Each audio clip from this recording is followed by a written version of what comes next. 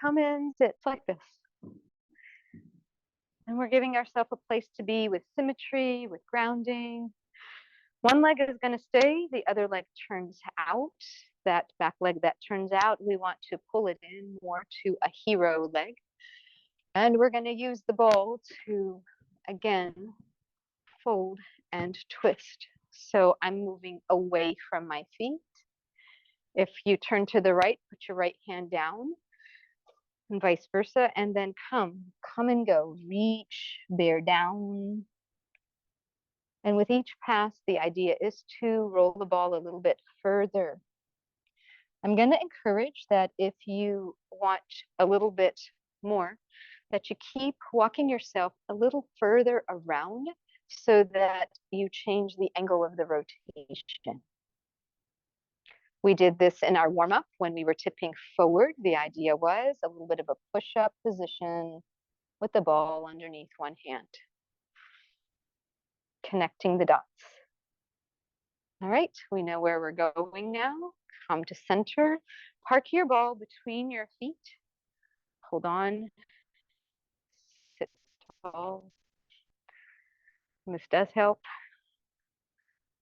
The release of the inner thighs is going to help us with rotation. So here we go. I want to turn, and as I turn, as I pull that foot in, the idea is to embrace that we're on the outer thigh. We are not at the sitting bone, and I'm trying to pull the sitting bones toward each other. Okay, so here we go. Coming and going.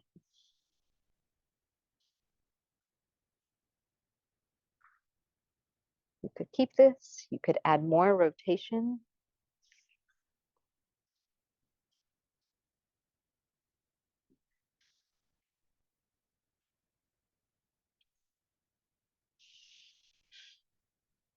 One more.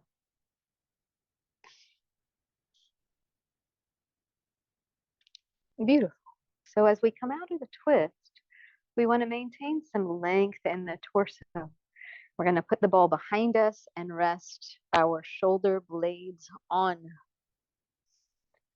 The hands are going to catch the head, the back of the neck laced, and we've been here before. The idea is traction for the neck.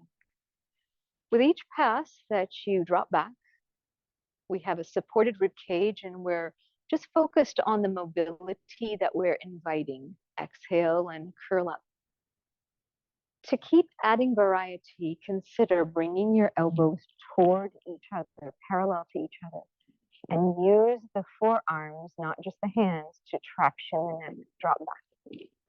Notice how this is very similar to where your arms are typically placed in dolphin, in headstand, in peacock pose, especially as we drop back, that becomes our peacock pose, right? The floor would be underneath the forearms.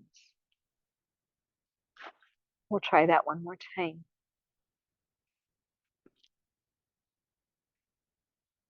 So again, the idea is variety.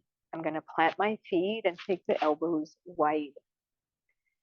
And this time, I want to bring one shin so that it is parallel to the floor. And the resolve is to keep the elbows wide. And I want to rotate and aim the elbow toward that knee. I'm turning the entire upper body and then coming back. So it becomes more of an isolating, right? Oblique isolating. All right. So if you're really happy with the idea of getting closer, you're welcome to do that. That means the leg would do the work and the elbow would do the work. But if you can hold it here nice and wide, you might get a little bit more out of it. And then slowly come on down. We know where we're going now. Here comes the shin. And we're turning the upper body, elbows wide.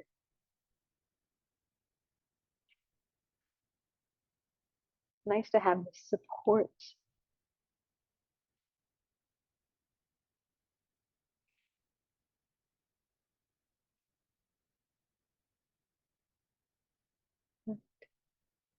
Take your time. When you're done, curl up and sit.